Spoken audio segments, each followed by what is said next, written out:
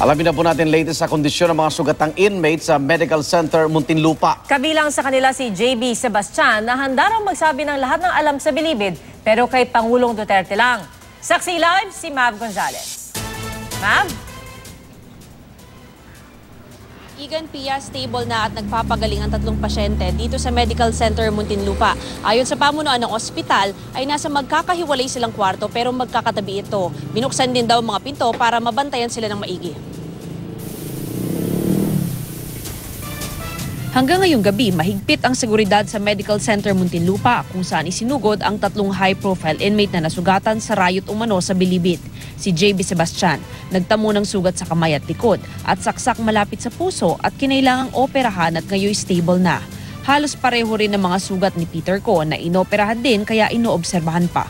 More or less, nasa chest sa heart ang consideration na tama So, fatal. Yung ang habol natin is yung fatality ng mga injury.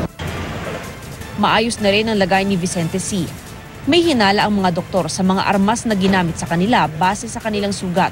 Tugmayan sa nakita namang armas sa lugar kung saan sila nasaksak. More of ice pick. Yung ice pick, yung maliit, matulis, diretso. Sinaksakan, diretso sa tagos.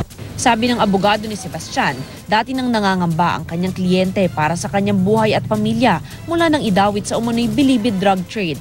There is a serious and imminent danger to the life of my client, JB Sebastian. Hopefully, sana naman, maawa naman sila, i-transfer nila ito sa safe na lugar. Balak din daw gumawa ng affidavit ni Sebastian tungkol sa nangyaring pag-atake raw sa kanya. Handa rin daw siyang dumalo sa drug trade hearing ng Kamara pagamat matatagalan dahil nga nasaksak. Hindi rin malinaw kung anong ilalahad niya dahil sabi raw ni Sebastian, sasabihin niya ang lahat ng nalalaman tungkol naman sa nangyayari sa bilibid pero kay Pangulong Rodrigo Duterte lang. Dead on arrival naman sa ospital si Tony Con na ang labi ay dinala na sa funeraria. Nakausap ng GMA News ang kanyang asawa. Masama yung loob namin na bakit ganito yung nangyari. May anak kami.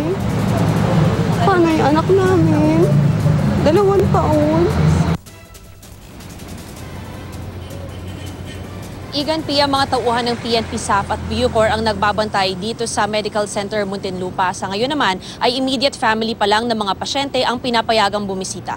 At live mula rito sa Muntinlupa, ako si Mav Gonzalez, ang inyong saksi.